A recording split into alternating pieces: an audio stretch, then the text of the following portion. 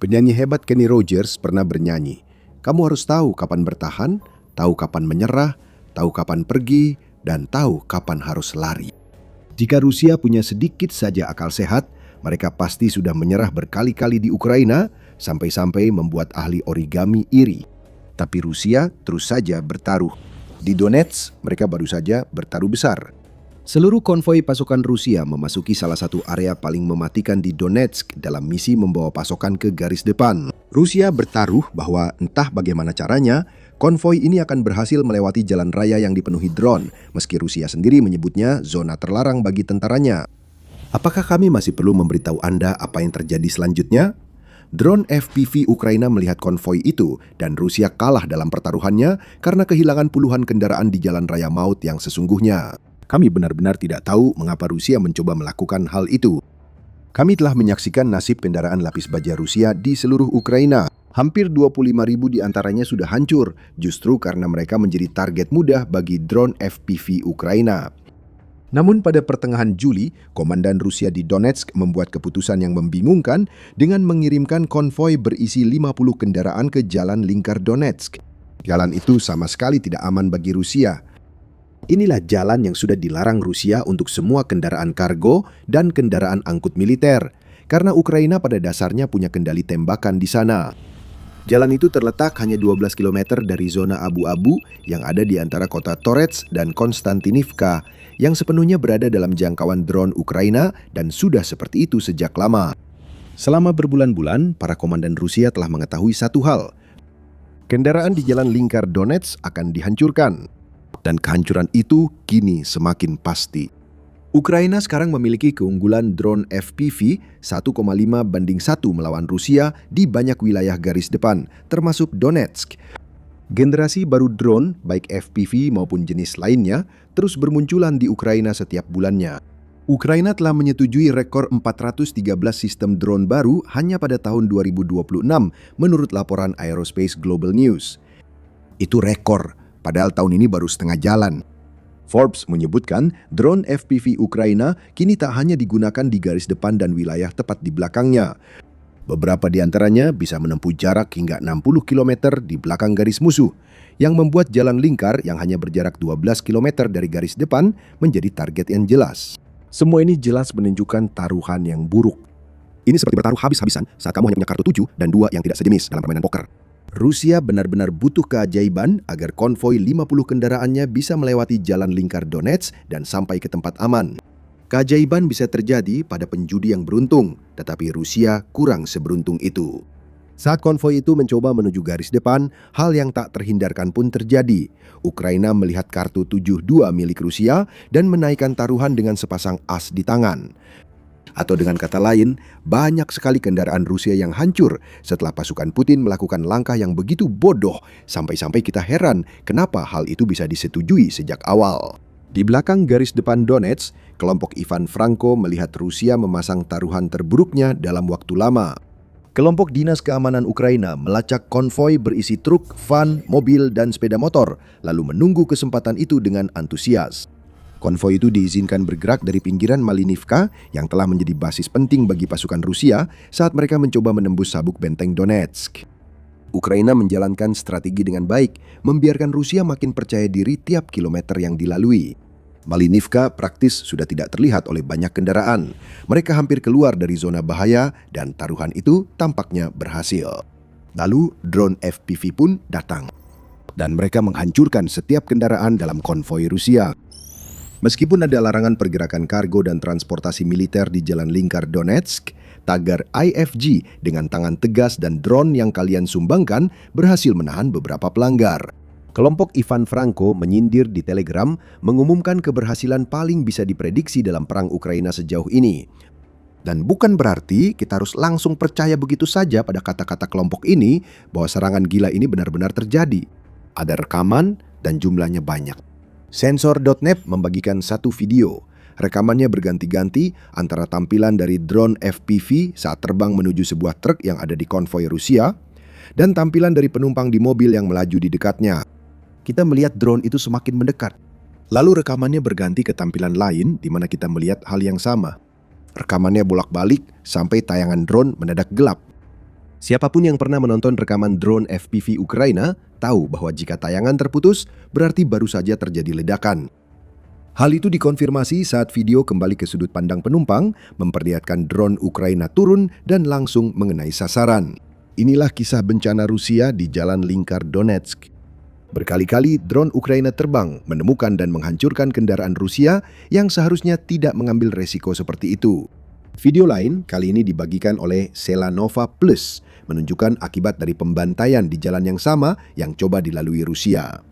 Kami melihat puluhan kendaraan hangus terbakar dan rusak, total ada 50, mulai dari Lada, sepeda motor roda 4, truk, hingga kendaraan pengangkut meriam artileri. Pemandangannya seperti adegan Mad Max, kemanapun Anda melihat ada bangkai kendaraan yang dulu utuh. Tidak jelas berapa banyak tentara Rusia tewas saat serangan habis-habisan Ukraina terhadap konvoi yang seharusnya tak diizinkan melaju. Namun hal itu hampir tak penting. Visual pembantaian kendaraan itu sudah cukup mengirim pesan ke Rusia. Kalian mengira jalan lingkar Donetsk sudah aman, padahal kenyataannya masih berbahaya dan akan tetap begitu lama. Pertanyaannya harus diajukan lagi, mengapa? Apa alasan yang mungkin dimiliki Rusia untuk mengirim seluruh konvoi ke jalan yang mereka tahu berada dalam jangkauan drone FPV Ukraina? Kami akan segera memberikan beberapa tebakan jawabannya. Sebelumnya, ini adalah The Military Show. Jika Anda suka melihat Rusia dipermalukan, masih banyak lagi konten serupa. Berlangganan channel ini dan aktifkan lonceng notifikasi untuk menonton lebih banyak video tentang keputusan terbodoh Rusia. Jangan salah, kesalahan Rusia di Donetsk memang sangat bodoh. Bukan hanya mengirim konvoi 50 kendaraan ke jalan yang sudah berada dalam jangkauan drone FPV Ukraina saja yang bodoh di sini. Lebih membingungkan lagi, Rusia mengirim konvoi ini ke garis depan di siang hari. Dalam lindungan kegelapan, kendaraan-kendaraan itu mungkin masih punya peluang. Peluangnya memang kecil, karena drone FPV Ukraina dapat melacak kendaraan dalam gelap, tapi setidaknya tetap ada peluang.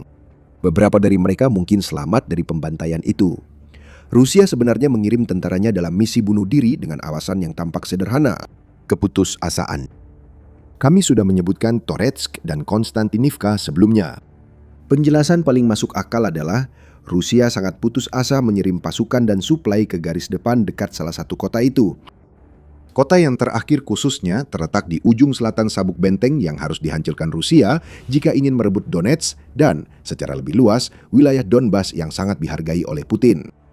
Kota kembar Sloviansk dan Kramatorsk terletak di utara Konstantinivka, dengan Kramatorsk hanya berjarak 22 km saja. Penilaian awal kami adalah Rusia perlu mengirim lebih banyak tentara dan pasokan ke salah satu atau kedua garis depan ini, mungkin keduanya, untuk memperkuatnya menjelang serangan berikutnya. Ada juga kemungkinan bahwa Rusia mengambil langkah berisiko ini dalam upaya untuk menyelamatkan beberapa tentaranya. Sudah kami sebutkan bahwa mengemudi terlalu dekat ke zona maut yang terus meluas dan dipenuhi drone biasanya sama saja dengan hukuman mati. Kendaraan jadi sasaran empuk sehingga Rusia sebagian besar beralih ke strategi infiltrasi dengan tentaranya berjalan kaki melewati zona maut.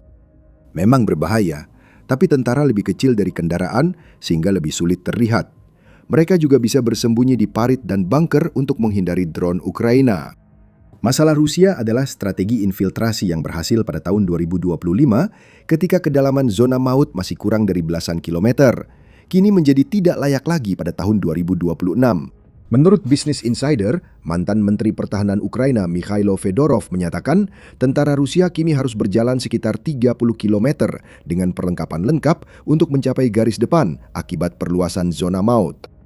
Banyak dari mereka hancur oleh drone sebelum bertempur, membuat serangan Rusia di garis depan jauh lebih lemah dari yang dibutuhkan Putin. Itulah sebabnya mereka begitu putus asa. Inilah alasan Rusia membuat taruhan konyol itu. Ada kemungkinan lain terkait bencana konvoi Rusia. Menghindari perjalanan panjang dan berbahaya ke garis depan mungkin idenya, namun Rusia tampak tidak peduli berapa banyak tentara yang selamat, asalkan sebagian bisa tiba di tujuan. Mengirim kendaraan berarti mempertaruhkan uang, dan bagi Putin itu lebih berharga daripada nyawa prajuritnya yang dijadikan umpan meriam.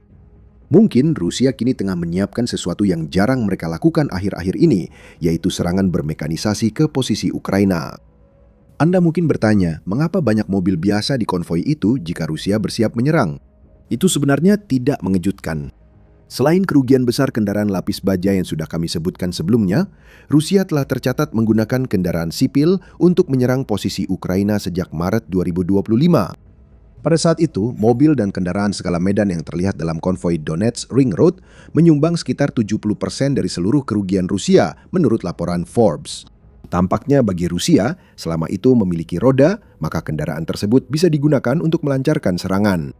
Kita tidak bisa menutup kemungkinan Rusia memakai 50 kendaraan yang dihancurkan Ukraina untuk menyerang Toretsk atau Konstantinivka.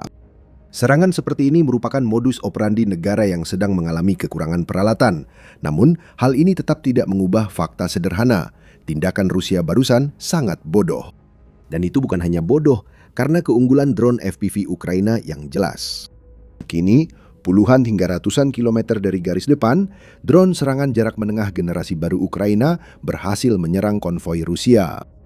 Seiring zona maut di garis depan meluas hingga 50 km, karena kemajuan teknologi drone FPV, zona maut bagi kendaraan, yaitu zona di mana Ukraina dapat menghantam kendaraan Rusia, bisa mencapai kedalaman 200 atau 300 km. Angkanya membuktikan hal itu. Dalam sebuah postingan di X, analis militer Clement Molan menunjukkan bahwa Ukraina menghantam 240 truk dan kendaraan Rusia selama minggu pertama bulan Juli, yang berarti rata-rata 34 serangan per hari. Itu merupakan peningkatan signifikan dibandingkan bulan Juni yang sudah mengesankan, di mana Ukraina menghancurkan 586 kendaraan dengan rata-rata harian 19,5. Itu jauh lebih tinggi dibanding Ukraina di awal tahun, saat rata-rata harian pada April hanya sedikit di atas 1. Berapa banyak lagi tanda yang dibutuhkan Rusia sebelum mengambil keputusan buruk di jalan lingkar Donetsk? Mengirim konvoi ke jalan itu awal 2026 sudah merupakan pertaruhan, terutama saat kendaraan masuk jangkauan drone FPV Ukraina. Tambahkan juga drone serangan jarak menengah, dan hasilnya seperti yang kita lihat, pembantaian total kendaraan yang tidak akan pernah sampai ke tujuan yang diinginkan Rusia begitu mereka terdeteksi. Sekarang ada dua pertanyaan yang tersisa. Apa yang bisa Rusia lakukan untuk memperbesar peluang keberhasilan pertaruhannya di Donetsk ke depan? Dan berbicara tentang Donetsk, apa arti kegagalan yang memalukan ini bersama dengan semua hal lain yang terjadi di wilayah tersebut bagi tujuan Putin untuk mengklaim Donbas? Kita mulai dengan pertanyaan pertama. Karena Rusia telah mencoba banyak cara melindungi kendaraannya dari drone Ukraina. Namun cara-cara itu tidak termasuk mengemudi malam hari, padahal itu cukup masuk akal. Namun seperti yang disoroti Euromaidan Press, sangkar anti-drone yang banyak terlihat di tank Rusia kini juga dipasang di truk. Banyak konvoi juga dikawal oleh tim pertahanan bersenjata senapan yang seharusnya menembak jatuh drone dari udara. Kedua pendekatan tersebut tidak berhasil. Tim pertahanan hanya efektif jika mereka akurat, yang mana tidak mudah dilakukan dari kendaraan yang bergerak, dan mereka juga bisa dilumpuhkan oleh drone yang justru sedang mereka coba deteksi. Untuk sangkar, mereka punya kelemahan sama di truk seperti tank. Ada konsekuensi besar karena kecepatan turun saat berat bertambah. Truk dengan sangkar perlindungan mungkin menjadi target yang lebih terlindungi, tapi juga lebih lambat dan lebih mudah untuk dikenai. Ukraina memperparah masalah konvoi Rusia karena kini Ukraina dapat meluncurkan lebih banyak drone daripada sebelumnya. Drone berbantuan AI kini sudah digunakan di medan perang. Beberapa unit harganya hanya sekitar $6.000. Ketika mereka didukung oleh quadcopter FPV yang harganya sekitar $500 per unit, mudah untuk melihat bagaimana Ukraina dapat meluncurkan kawanan drone seperti ini yang bisa dengan mudah mengatasi pertahanan udara bergerak, lalu menghancurkan sangkar pelindung yang dipasang pada beberapa kendaraan yang ingin dilindungi Rusia. Dan segala keraguan tentang dominasi drone Ukraina, baik dari segi jumlah maupun efektivitas serangan, sirna berkat laporan Kyiv Independent tertanggal 17 Juli yang mengungkapkan bahwa unit drone Ukraina telah menyerang lebih dari 1 juta target selama paruh pertama tahun 2026. Pada periode yang sama, Ukraina juga hampir menggandakan jumlah serangan bulanannya, di mana Ukraina berhasil melakukan 105.800 serangan drone pada bulan Januari, dan jumlah itu meningkat menjadi 200.218 serangan pada bulan Juni. Volume kini sangat penting bagi Ukraina. Dari angka-angka ini, jelas bahwa Rusia harus menunggu sangat lama jika berharap serangan drone Ukraina akan melambat. Tidak akan. 1 juta target di paruh pertama tahun 2026, camkan itu. 50 kendaraan dalam misi bunuh diri di jalan lingkar Donetsk baru mengetahuinya. Berbicara soal Donetsk, Rusia tidak sedang dalam posisi baik di sana, menjelaskan keputusasaan konvoi itu sejak awal. Menjelang akhir Juni, Presiden Ukraina Zelensky menyatakan Putin memberi tenggat jatuhnya Donetsk. Sekali lagi, ini adalah yang ke-15 menurut hitungan Zelensky sejak Rusia melancarkan invasi skala penuh ke Ukraina. Putin kini ingin pasukan Rusia merebut Donetsk pada akhir Desember, meski tampaknya mustahil karena sebagian besar sabuk benteng masih berdiri. Ukraina memiliki kendali tembakan atas zona abu-abu dan wilayah pendudukan, menyebabkan konvoi hancur total. Zelensky menyebut tenggat waktu baru ini sebagai tanda delusi Putin, dan dia ada benarnya. Ketika Putin menuntut Donetsk akhir Desember, pasukannya justru hancur di wilayah itu. Dalam laporan 14 Juli RBC, Ukraina mengungkapkan bahwa Panglima Angkatan Bersenjata Ukraina Oleksandr Syrskyi mengatakan bahwa Rusia kehilangan lebih dari 400 tentara untuk setiap kilometer persegi yang mereka rebut di Donetsk. Perhitungan cepat cercar menunjukkan bahwa Rusia harus mengorbankan sekitar 2,4 juta tentara untuk merebut sekitar 6.000 km persegi wilayah Donetsk yang masih dikuasai Ukraina. Tak heran Rusia makin putus asa hingga mengirim konvoi mudah dilacak ke jalan lingkar yang sudah dilarang komandannya. Rusia butuh tentaranya di garis depan, bukan tewas di belakang, untuk peluang merebut Donetsk. Namun mungkin penghinaan terbesar dan bukti jelas bahwa tenggat waktu Donetsk dari Putin tidak masuk akal datang dari Institute for the Study of War (ISW). Setiap hari ISW merilis laporan yang melacak serangan Rusia di Ukraina. Laporan ini sering memuat perkiraan kapan Rusia akan menguasai wilayah penting seperti Donetsk. ISW merilis laporan pada 14 Mei yang mengungkapkan salah satu peramal paling akurat di dunia tak lagi bisa memprediksi masa depan Rusia di Donetsk. ISW tidak lagi siap untuk memprediksi kapan pasukan Rusia mungkin merebut Donetsk, termasuk sabuk benteng. Karena melambatnya laju kemajuan Rusia dan sulitnya medan yang dikuasai Ukraina di Donetsk, membuat tidak jelas apakah Rusia benar-benar mampu merebut wilayah tersebut, kata ISW, dalam kecaman tajam terhadap kegagalan total pasukan Rusia untuk melakukan apa yang dibutuhkan Putin di Donetsk. Reaksi Rusia terhadap semua ini, ya apa yang Anda harapkan? Rusia belum mengakui kehilangan 50 kendaraan di jalan lingkar Donetsk. Sebaliknya, Rusia justru semakin menegaskan klaimnya bahwa mereka membuat kemajuan besar di Donetsk. Pada 15 Juli, National Interest melaporkan bahwa Rusia kini mengklaim telah merebut Konstantinivka. Klaim itu berasal dari Kepala Staf Umum Rusia Valery Gerasimov yang kerap menyatakan pemukiman telah direbut, padahal Rusia hanya berhasil menyusupkan beberapa pasukan. Kementerian Pertahanan Inggris membantah klaim itu dan menyatakan Rusia hanya menguasai sekitar setengah wilayah perkotaan Konstantinivka. Masih butuh waktu sebelum kota itu sepenuhnya dikuasai Rusia. Namun, kabar tentang apa yang diklaim sebagai kemenangan ini terus disampaikan seperti madu di telinga Putin, dan dia rela hidup di dunia fantasinya sendiri di mana penaklukan Donetsk pada akhir Desember dianggap mungkin. Konvoi mobil rusak di jalan lingkar Donetsk adalah contohnya. Putin mungkin tidak akan pernah tahu bahwa konvoi ini telah dihancurkan. Dia sangat terlepas dari kenyataan yang sebenarnya terjadi di Donetsk karena dia selalu dikelilingi oleh penjilat seperti Gerasimov yang hanya akan memberitahunya apa yang ingin dia dengar. Ukraina tidak peduli, mereka baru saja meraih kemenangan besar lainnya yang menggerus rencana serangan Rusia di Donetsk. Jalan lingkar telah jadi kuburan. Jika komando Rusia cerdas, mereka tak akan bertaruh bodoh seperti ini lagi dalam waktu lama. Tapi siapa yang mau kita tipu? Bergabunglah bersama kami besok saat kami melaporkan tentang taruhan bodoh lainnya yang dilakukan Rusia. Kami setengah bercanda, tapi drone Ukraina bisa terbang jauh dan melihat banyak hal hingga Rusia sulit menyembunyikan konvoi pada 2026. Rusia seharusnya sudah tahu. Beberapa hari sebelum berita ini mencuat, kami mengetahui bahwa Ukraina telah mengidentifikasi depot bahan bakar rahasia yang disembunyikan di pabrik semen di Donetsk. Ukraina menemukan depot itu dan melancarkan operasi neraka terhadapnya. Kamu bisa mengetahui apa yang terjadi selanjutnya dengan menonton video kami. Jika kamu suka video ini, jangan lupa berlangganan The Military Show, karena kami akan membahas lebih banyak kesalahan fatal Rusia dalam invasinya yang tersendat ke Ukraina. Terima kasih sudah menonton.